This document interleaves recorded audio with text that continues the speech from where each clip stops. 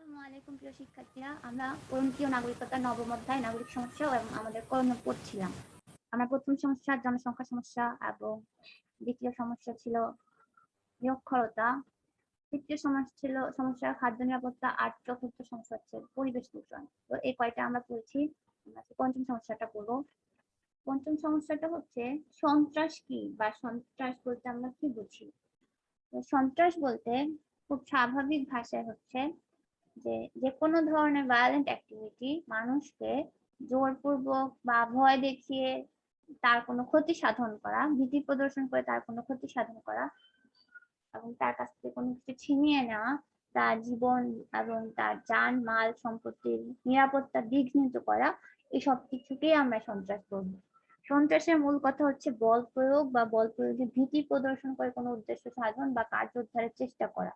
এটা যেমন দুষ্কৃতিকারীরা বা সমাজ বিরোধীরা করতে পারে, তেমনি সমগ্র রাষ্ট্রে তথা সমগ্র বিশ্বের পটভূমিতেও এমন চেষ্টা হতে পারে।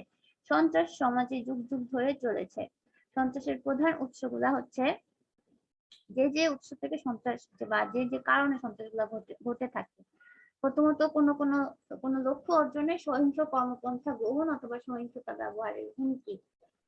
কোনো একটা ধরো সুনির্দিষ্ট একটা গোষ্ঠী, তাদের একটা উদ্দেশ্য, ধরো একটা ডাকাত দল, সে ডাকাত দলের উদ্দেশ্য তারা ওই বাড়িটা থেকে লুট করবে, তখন তারা তাদের এই লক্ষ্য অর্জনের জন্য সহিংস কর্মপন্থা সহিংস কর্মপন্থা গ্রহণ করে বা সহিংসতা ব্যবহার করে, তখন সেটা সন্ত্রাসের পর্যায়ে পড়ে। দুই, বঞ্চিত শ্রেণীর মানবাধিকার রক্ষার জন্য সহিংস এবং অন্যান্য চরমপন্থী কর্মকাণ্ড পরিচালনা করা। অনেক সময় দেখা যায় যে কখনো কখনো যে কোনো একটা গোষ্ঠী বহু বছর ধরে বঞ্চিত থাকতে থাকতে একটা সময় তারা তাদের মানবাধিকার রক্ষার জন্য সহিংসতার অংশগ্রহণ করে। যেমনটা ধরো আহ স্বদেশী আন্দোলন, তোমরা ইতিহাস বই স্বদেশী আন্দোলন পড়েছো, যে বঙ্গভঙ্গ হওয়ার পরে এই বাংলার হিন্দু সম্প্রদায় তারা মনে করলো যে এতে করে তারা হচ্ছে ক্ষতিগ্রস্ত হবে, ব্রিটিশরা হচ্ছে বাংলার শক্তিকে দুর্বল করার জন্য বঙ্গভঙ্গ করছে বা বাংলাকে ভাগ করে দিচ্ছে।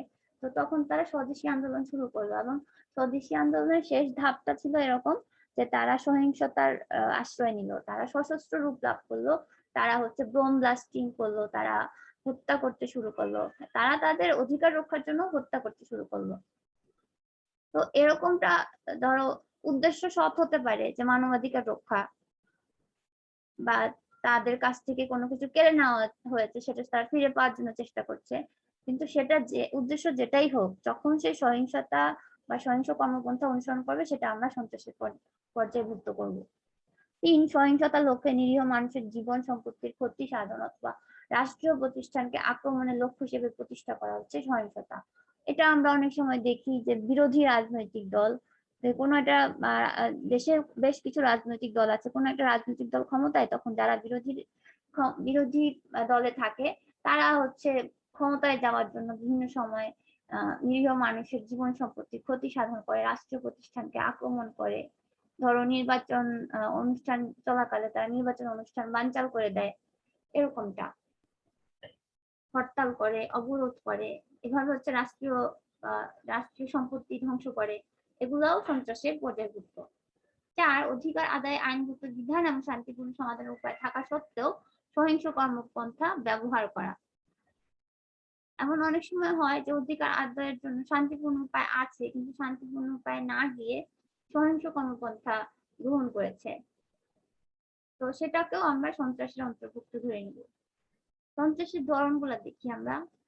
প্রথমটি হচ্ছে অপরাধী চক্রের দ্বারা সংগঠিত সন্ত্রাস। অপরাধী চক্রের দ্বারা সন্ত্রাসী কর্মকাণ্ড পরিচালিত হয়। এই অপরাধী চক্র সংগঠিতভাবে সন্ত্রাস চালায়।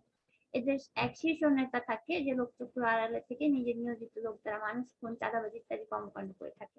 এছাড়া নানাভাবে মানুষের মনে আতঙ্ক সৃষ্টি করে।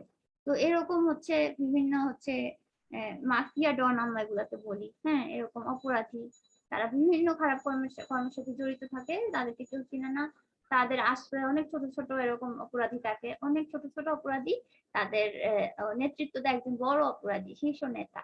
তো এই ধরনের অপরাধী চক্র তৈরি হয়, বড় বড় অপরাধী চক্র, এগুলো এক ধরনের সন্ত্রাস।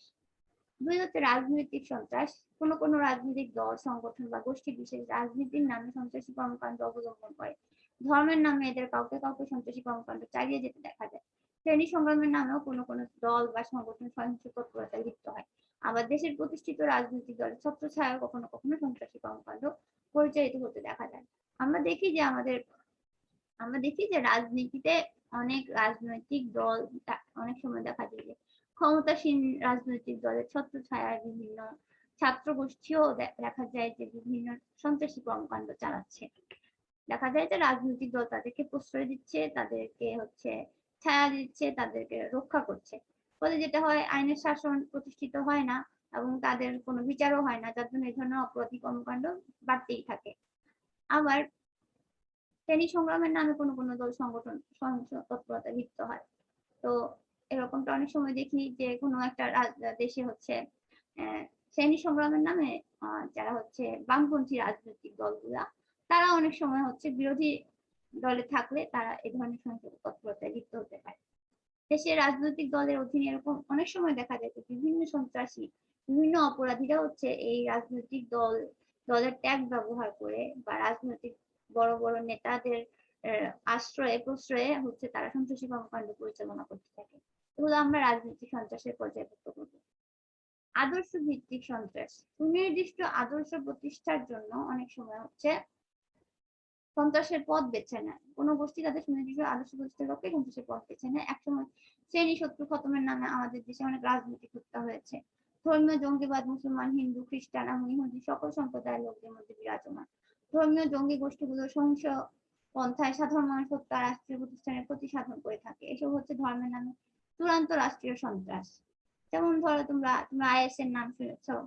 তো এই আইএস ধর্মের নামে সহিংসতা চালায়, মানুষ হত্যা করে।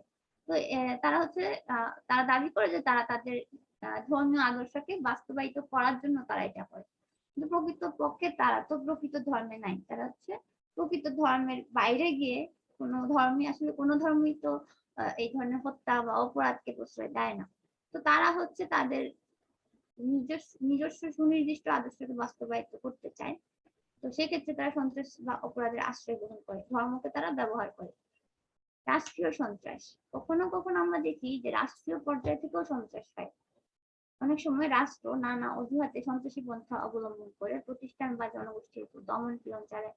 এরূপ অবস্থা হলো রাষ্ট্রীয় সন্ত্রাস। যেমন ইসরায়েল রাষ্ট্র প্যালেস্টাইনের জনগণের উপর বিভিন্ন সময় এই ধরনের তৎপরতা চালিয়েছে। রাষ্ট্রের অভ্যন্তরস্থ সংখ্যালঘু বা ভিন্ন জনগোষ্ঠীর উপর এরূপ আক্রমণ পরিচালিত হতে দেখা যায়।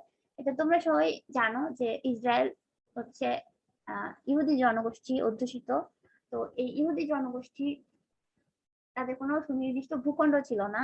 তারা বিভিন্ন জায়গায় যাযাবরের মতো ঘুরতো, কিন্তু তাদের কোনো রাষ্ট্র আশ্রয় দিচ্ছিল না। বিশেষ করে দ্বিতীয় বিশ্বযুদ্ধের সময় জার্মানির হিটলার যখন তার দেশ থেকে সকল ইহুদিদেরকে বের করে দিল, তখন সেই ইহুদিদের যাওয়ার জন্য কোনো জায়গা ছিল না।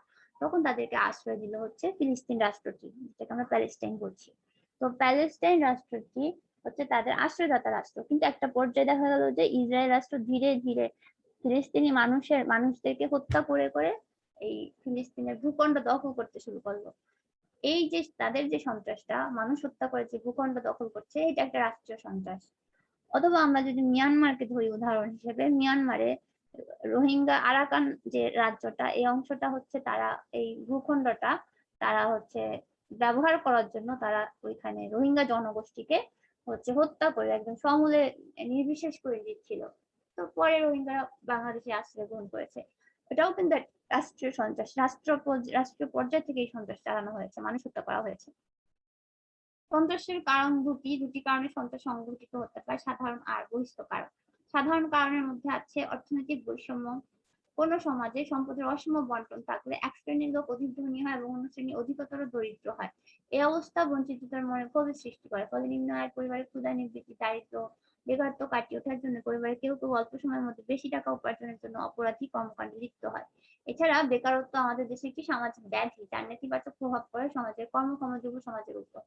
এর ফলে যুব সমাজ অনৈতিক সন্ত্রাসী কর্মকাণ্ডে জড়িয়ে নিজেদের ভাগ্য নির্মাণে আর্থিকভাবে স্বাবলম্বী হতে উদ্বুদ্ধ হয়। তো আমরা সমাজে এরকমটা দেখি যে কোনো সমাজে যদি দেখা যায় যে অনেক বেশি বেকারত্ব বেড়ে গেছে, তখন ওই বেকার যারা তারা তাদের জীবিকার জন্য যখন কোনো উপায় পাচ্ছে না, তখন তারা অপরাধের আশ্রয় নেয়।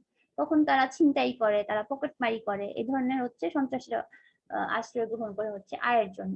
তো আবার অনেক সময় যে ক্ষোভের সৃষ্টি হয় যারা বঞ্চিত, তখনও তারা হচ্ছে এই সন্ত্রাসী কর্মকাণ্ডে জড়িয়ে পড়ে। মাদক চোরাচালান, মাদক ব্যবসা, এরকম বিভিন্ন কাজে তারা জড়িয়ে পড়ে। অর্থাৎ বৈধ পথে যখন তারা হালাল ভাবে কোনো জীবিকা অর্জন করতে পারে না, যখন তারা অনেক বেশি বঞ্চিত হয়ে যায়, তখন তারা এই অবৈধ পথটা অনুসরণ করে। সংকীর্ণ রাজনৈতিক সংস্কৃতি। কোন একটা দেশের রাজনীতি যদি সংকীর্ণ হয়, যে সে দেশে সাধারণত একটা গণতান্ত্রিক রাজনীতি এরকম হওয়া উচিত যে বিভিন্ন রাজনৈতিক দল থাকবে, এক দলের সদস্যরা অন্য দলের সদস্যদের মতামতকে শ্রদ্ধা করবে। কিন্তু যদি রাজনীতি সংকীর্ণ হয়, তাহলে হচ্ছে এই দলগুলোর মধ্যে দলের সদস্যরা তাদের নিজের আদর্শকে প্রতিষ্ঠিত করার জন্য যে অন্য যে রাজনৈতিক দল বা অন্য মতাদর্শ বিশ্বাসীদেরকে আক্রমণ করে থাকে। তো এই ধরনের সংকীর্ণ রাজনৈতিক সংস্কৃতি হচ্ছে সন্ত্রাসের জন্ম দেয়। সুশাসনের অভাব। সব সমস্যার মূলে হচ্ছে সুশাসনের অভাব। কারণ সুশাসনের সাথে অনেকগুলো বিষয় জড়িত আছে, স্বচ্ছতা, জবাবদিহিতা, আইনের শাসন, জনগণের অংশগ্রহণ। এই বিষয়গুলো যখন থাকে না, হ্যাঁ, তখন একটা দেশের পুরো কাঠামোটাই ভেঙে যায়। একটা অস্থিতিশীল সমাজ কাঠামো, একটা অস্থিতিশীল রাষ্ট্রীয় কাঠামো গড়ে ওঠে। এবং সেখানে যেহেতু আইনের শাসন নাই, সেখানে বিচার বিভাগের নিরপেক্ষতা নাই, তখন অপরাধীদের অভয়ারণ্যে পরিণত হয়। অপরাধীরা তখন হচ্ছে দেদারস অপরাধ কর্মকাণ্ড বা সন্ত্রাসী কর্মকাণ্ড চালিয়ে যায়। অপরাধীকে খুঁজে বের করে শাস্তি প্রদানের ব্যবস্থা করা হচ্ছে আইন শৃঙ্খলা রক্ষাকারী বাহিনী এবং প্রশাসনের দায়িত্ব। কিন্তু প্রশাসনিক দুর্বলতা এবং রাজনৈতিক চাপের কারণে প্রশাসন অনেক সময় নীরব ভূমিকা পালন করে। এছাড়া আইন প্রয়োগকারী সংস্থার কাঠামোগত দুর্বলতা রয়েছে, যেমন দুর্বল প্রশিক্ষণ, পুরনো অস্ত্র, পুলিশ ও জনসংখ্যার ভারসাম্যহীন অনুপাত, যা সন্ত্রাস দমনে আইন প্রয়োগকারী সংস্থার ভূমিকাকে দুর্বল করে। এসব কারণে অনেক দুর্বল সন্ত্রাসীরা শক্তি প্রদর্শনে সক্ষম হয়। তাছাড়া উন্নত প্রশিক্ষণ না পাওয়ার কারণে অনেক সময় বিদ্যমান গোয়েন্দা সংস্থাগুলো দ্বারা সমকালীন সন্ত্রাসবাদ মোকাবেলা করা সম্ভব হয় না। এরপর হচ্ছে বহিঃস্থ কারণ। সন্ত্রাসী কর্মকাণ্ডে যেমন অভ্যন্তরীণ ইন্ধন কাজ করে, তেমনি এর বাইরেও বেশ কিছু ইন্ধন থাকতে পারে। অবৈধ অস্ত্রের যোগান, অবৈধ অস্ত্রের সহজলভ্যতা, এগুলো সন্ত্রাসী কর্মকাণ্ডের পিছনে কাজ করে। সন্ত্রাস প্রতিরোধ এবং প্রতিকারের জন্য কি করা যেতে পারে? বাংলাদেশের সন্ত্রাস একটি সামাজিক ব্যাধি। এটা তোমাদের এমসিকিউতে আসতে পারে। সন্ত্রাস কি ধরনের ব্যাধি? রাজনৈতিক, তারপর হচ্ছে সামাজিক ব্যাধি, অর্থনৈতিক ব্যাধি, মানবিক ব্যাধি বা শারীরিক ব্যাধি, যেটাই হোক তোমরা দিবা সামাজিক ব্যাধি। একে যেমন প্রতিরোধ করা যায়, তেমনি নিরাময় করা যেতে পারে। সন্ত্রাস যাতে জন্ম নিতে না পারে, সন্ত্রাসীরা যাতে নাগরিকদের জানমালের নিরাপত্তা বিঘ্নিত করতে না পারে, সেজন্য যে যে ব্যবস্থা গ্রহণ করা যেতে পারে। প্রথমত, সন্ত্রাস বিরোধী আইন প্রণয়ন করা যেতে পারে। সন্ত্রাস দমনের জন্য সন্ত্রাসীদের বিরুদ্ধে কঠোর আইন প্রণয়ন করবে, যাতে সন্ত্রাসীরা ভয় পায়, এবং সেই আইনগুলোর প্রয়োগও থাকতে হবে। আইনের প্রয়োগ এমন ভাবে থাকবে যে আইন শৃঙ্খলা এমন ভাবে প্রয়োগ করা হবে যে ভয়ে সন্ত্রাসীরা আর সন্ত্রাসী কর্মকাণ্ড চালাবে না। তো যারা যারা প্রকাশ্যে আইন শৃঙ্খলা ভঙ্গ করে নাগরিকদের জানমালের ক্ষতি সাধন করছে, তাদেরকে কোনোভাবে ক্ষমা করা যায় না। সন্ত্রাস দমনের জন্য চরম শাস্তির ব্যবস্থা করলে সন্ত্রাস অনেকটা কমে যাবে আশা করা যায়। পুলিশ প্রশাসনের পুনর্গঠন। তো পুলিশ প্রশাসন, এই যে এখানে একটা উদাহরণ দেওয়া আছে যে বাংলাদেশে 1400 মানুষের বিপরীতে মাত্র একজন পুলিশ। তো এত কম পুলিশ দিয়ে হয়তো নিরাপত্তা দেওয়াটা কঠিন হয়ে যায়। সেক্ষেত্রে পুলিশের সংখ্যা বাড়াতে হবে, পুলিশের প্রশিক্ষণ বাড়াতে হবে, তাদেরকে আধুনিক অস্ত্র দিতে হবে। তাহলে পরে হচ্ছে সন্ত্রাসী কর্মকাণ্ড নিয়ন্ত্রণ করা অনেকটাই সম্ভব। সন্ত্রাস প্রতিরোধের জন্য পুলিশ বাহিনীকে আধুনিক অস্ত্রে ও যন্ত্রপাতিতে সজ্জিত করতে হবে, যুগোপযোগী প্রশিক্ষণ দিতে হবে। তাছাড়া আমাদের দেশে পুলিশ ও জনসংখ্যার অনুপাতে ব্যাপক ব্যবধান বিদ্যমান। এখানে প্রায় 1400 মানুষের জন্য একজন পুলিশ কর্মকর্তা। এই অবস্থা নিরসন হওয়া বাঞ্ছনীয়। পুলিশের সংখ্যা, পুলিশ ফাঁড়ি, থানার সংখ্যা বৃদ্ধি করা প্রয়োজন। কর্মসংস্থান বৃদ্ধি ও বেকার ভাতা প্রদান। তো আমরা কারণের মধ্যে, সন্ত্রাসের কারণের মধ্যে দেখেছিলাম যে বেকারত্ব একটা কারণ। যে মানুষ যখন বৈধ পথে আয় করতে পারে না, জীবিকা অর্জন করতে পারে না, তখন মানুষ অবৈধ পথের অনুসরণ করে, সন্ত্রাস কর্মকাণ্ডে জড়িয়ে পড়ে। তো সেক্ষেত্রে কর্মসংস্থান বৃদ্ধি করে বেকার ভাতা প্রদান করে এই সমস্যা থেকে আমরা নিরসন করতে পারি। দেশের কুটির শিল্প, বৃহদায়তন শিল্প, কলকারখানা স্থাপন, সকল ক্ষেত্রে শূন্যপদ পূরণ ও নতুন নতুন কর্মক্ষেত্র তৈরি করতে হবে। বেকারত্ব দূরীকরণ সম্ভব হলে সন্ত্রাসী কর্মতৎপরতা অনেকাংশে হ্রাস পাবে। বেকারত্ব দূরীকরণের জন্য অগ্রসর দেশের মতো না হলেও ন্যূনতম জীবনমান বজায় রাখার মতো বেকার ভাতা দেওয়ার ব্যবস্থা করা দরকার। সামাজিক নিরাপত্তা হিসেবে বেকার ভাতা উত্তম ব্যবস্থা। সর্বজনীন শিক্ষা ও মূল্যবোধের জাগরণ ঘটাতে হবে। মানুষের মধ্যে নৈতিক মূল্যবোধ থাকলে মানুষ কখনো অপরাধী কর্মকাণ্ডে জড়াতে পারে না। তো মানুষের মধ্যে এই মূল্যবোধের জায়গাটাকে শক্তিশালী করতে হবে, স্ট্রং করতে হবে। সবার জন্য শিক্ষার সুযোগের মাধ্যমে নাগরিকদের মধ্যে সামাজিক নৈতিক বোধ জাগ্রত করতে হবে। এই উদ্দেশ্যে বিদ্যালয় এবং বিভিন্ন শিক্ষা কর্মসূচিতে নৈতিক শিক্ষা ব্যবস্থা করা যায়। এতে সন্ত্রাসমূলক কার্যকলাপ প্রতিরোধ ও প্রতিকার করা সম্ভব হবে। রাজনৈতিক দলে সন্ত্রাসীদের আশ্রয় না দেওয়া। রাজনৈতিক দলগুলা হচ্ছে এই সন্ত্রাসীদের সবচেয়ে বেশি আশ্রয় দিয়ে হচ্ছে সন্ত্রাসীদের জন্য হচ্ছে কি বলে এই অপরাধ থেকে অভয়ারণ্যে পরিণত করে একটা দেশকে। রাজনৈতিক দলগুলো যদি এই সন্ত্রাসীদেরকে লালন পালন না করতো, ব্যাকআপ না দিত, সন্ত্রাসীদের যদি সঠিক বিচার হতো, তাহলে হচ্ছে সন্ত্রাস থাকতো না। তো রাজনৈতিক দলে কোনো সন্ত্রাসীকে আশ্রয় দেওয়া যাবে না। কোনো দল সন্ত্রাসীদের মদত দিলে বা আশ্রয় দিলে সে দলের রেজিস্ট্রেশন বাতিল করতে হবে। এটা যদি বাস্তবায়িত করা যায় তাহলে দেখবে সন্ত্রাস একেবারেই কমে গিয়েছে। এমন দলের কোনো সদস্যকে নির্বাচনে অংশগ্রহণ করতে দেওয়া হবে না, এই মর্মে সংসদে আইন তৈরি করা করতে পারে। প্রশাসনিক কঠোরতা, সন্ত্রাস দমন, ঘুষ দুর্নীতি বন্ধ, স্বজন প্রতিরোধ, কঠোর প্রশাসনিক পদক্ষেপ গ্রহণ করতে হবে। স্বাধীন ও নিরপেক্ষভাবে পুলিশ প্রশাসন ও সাধারণ প্রশাসন যাতে কাজ করতে পারে তা নিশ্চিত করতে হবে। গণসচেতনতা, জনগণের সচেতন প্রতিরোধ সন্ত্রাস দমনে খুবই কার্যকর ভূমিকা রাখতে পারে। জনগণকে সচেতন হতে হবে, জনমত গঠন করতে হবে, জনগণ এই বিষয়ে উদ্যোগ নিবে এবং সবাই একতাবদ্ধ হবে, সন্ত্রাসীদেরকে সামাজিকভাবে বয়কট করবে, তখন একটা রাষ্ট্রকে সন্ত্রাস মুক্ত করা সম্ভব হবে। তোমাদের জন্য একটা হোমওয়ার্ক দিয়েছি, সেটা হচ্ছে নাগরিক হিসেবে আমাদের করণীয়। নাগরিক হিসেবে আমরা সন্ত্রাসী তৎপরতা সম্পর্কে সচেতন থাকবো, সন্ত্রাসী কর্মকাণ্ডের খারাপ দিক সম্পর্কে জানবো, সন্ত্রাসী তৎপরতা রোধে আমরা আইন শৃঙ্খলা বাহিনীকে সহায়তা করবো, সামাজিক ধর্মীয় মূল্যবোধ মেনে চলবো। তো দুটি কাজ দেওয়া হয়েছে, একক কাজ আর একটা দলীয় কাজ। তোমাদের দুটো একসাথে একটা কাজ করলেই হবে, যে সন্ত্রাসী কর্মকাণ্ড চিহ্নিত করে সমাধানের জন্য কিছু সুপারিশ লেখা। তো আগামী ক্লাসে আমি তোমাদের হোমওয়ার্কটা তোমাদের জিজ্ঞেস করবো এবং নারী নির্যাতন সম্পর্কে আমরা পড়বো।